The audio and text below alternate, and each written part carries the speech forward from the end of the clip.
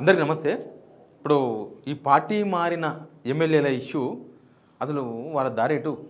వాళ్ళు ఇప్పుడు కాంగ్రెస్‌నే తిట్టిపోస్తున్నారు. గవర్నమెంట్‌కి ఎగనెస్ట్‌గా మాట్లాడుతున్నారు. మరి వాళ్ళేమన్నా బీఆర్ఎస్ చేర్చుకుంటదా? బీఆర్ఎస్‌కు వాళ్ళేమన్నా టచ్‌లో ఉన్నారా? కొన్ని టీవీ ఛానల్స్ అయితే యూట్యూబ్ ఛానల్స్ కేసీఆర్‌తో రహస్యంగా సమావేశం కూడా ఏర్పాటు చేసుకున్నారు. దానికి మొత్తానికి పోచారం శ్రీనివాసరెడ్డే నాయకత్వం వహిస్తున్నాడనే ఇస్తున్నాయి. అది వాళ్ళు చేర్చుకుంటారా వీళ్ళు పోతే ఇప్పుడు? ఎవరెవరికి స్కోప్ ఉంది, ఎవరెవరిని చేర్చుకునే అవకాశం ఉంటుంది? రాజకీయాల్లో ఈ తిట్టుకోవడాలు, తర్వాత మళ్ళీ చేర్చుకోవడాలు ఇవన్నీ కామన్. ఆయన నన్ను అన్నాడు కాబట్టి నేను ఇంకా దగ్గర రానియ్యా, ఇట్లాంటి పట్టింపులు రాజకీయాల్లో ఉండవు. అట్లా ఉంటే అసలు రాజకీయాలు ఇట్లా ఉండవు. కానీ వీళ్ళు పార్టీ మారినప్పుడు జనాల నెత్తిన దోసేసిండ్రు, జనాల పేరు చెప్పేసిండ్రు. ఇప్పుడు జనాల పేరే చెప్తున్నారు. ఇప్పుడు మాట్లాడడానికి ఎందుకు గవర్నమెంట్కి అగెనిస్ట్గా మాట్లాడుతున్నారు? పోయినప్పుడు ఎందుకు కేసీఆర్ని పొగుడుతున్నారంటే దాన్ని కూడా జనాల పేరే చెప్తున్నారు. ఏం జరిగింది ముందు మాట్లాడదాం. సబ్స్క్రైబ్ చేయండి, షేర్ కూడా చేయండి. మనం ఒకరిద్దరు ఎమ్మెల్యేలు బయటకు వచ్చారు, మిగతా వాళ్ళంతా సైలెంట్. దాన నాగేందర్ ఓపెన్గా మాట్లాడేసిండు, గవర్నమెంట్ 10 కోట్ల రూపాయలు ఇస్తలేదు కాన్స్టిట్యూన్సీ డెవలప్మెంట్కు. అదే దాన నాగేందర్ అందరికన్నా ముందు ఏరిండు. అందరికన్నా ముందు ఏరి ఆయన ఆ రోజు చేరిన రోజు చేసిన కామెంట్ అందరికి గుర్తుండాలి.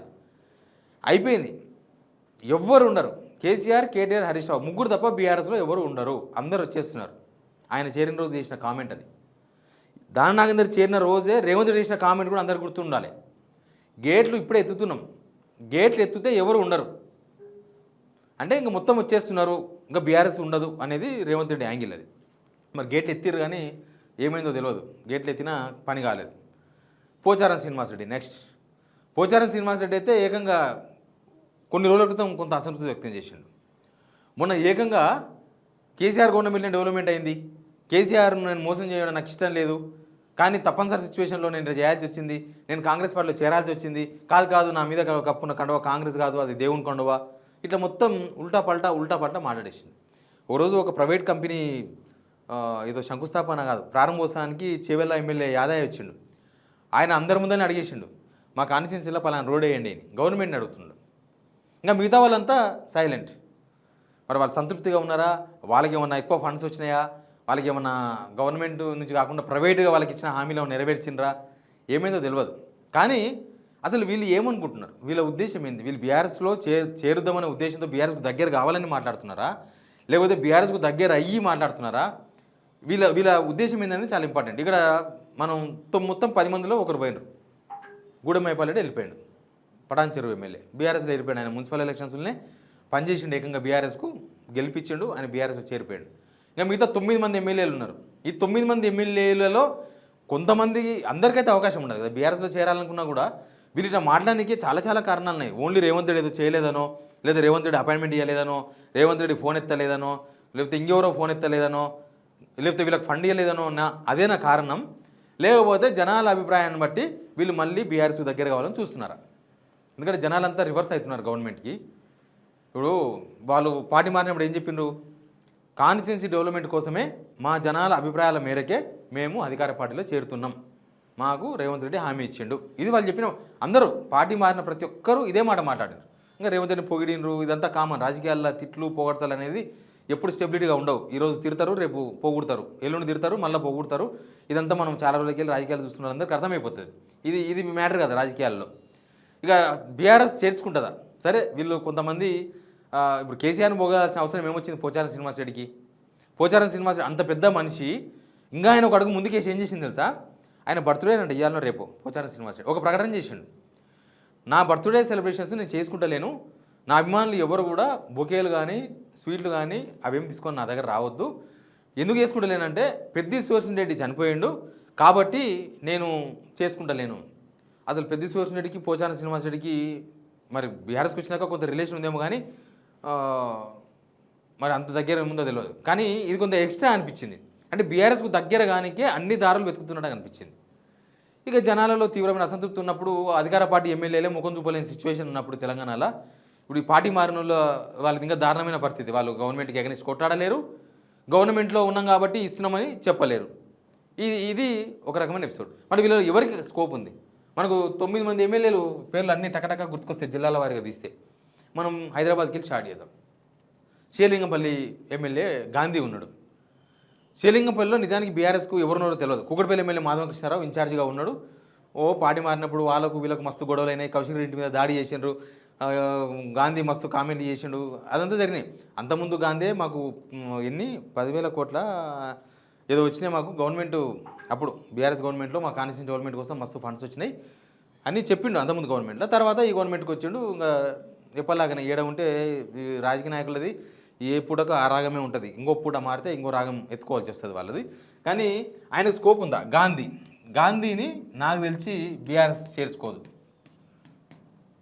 గాంధీని చేర్చుకునే అవకాశం అయితే కనిపిస్తలేదు. ఎందుకంటే గాంధీ కొంత ఓవర్ యాక్షన్ చేసిండు. గాంధీ కూడా సంతృప్తికరంగా ఏం లేడు.